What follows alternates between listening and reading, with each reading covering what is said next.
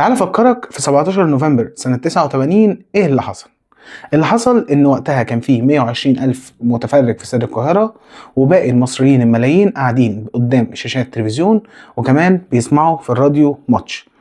والماتش ده كان ماتش صعب قوي، لحد ما في لحظة ربيع ياسين بيرفع الكورة، حسام حسن بيحطها في دماغه، هوب جون، مصر كلها قامت.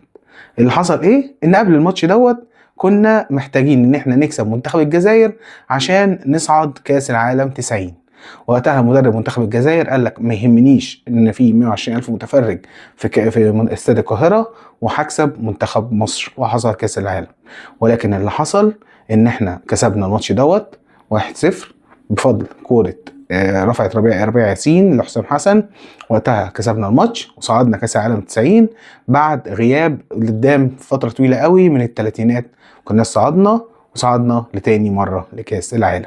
لو ليك ذكريات مع الماتش قولها لي في الكومنتات، واشوفك بكره. تعال افكرك.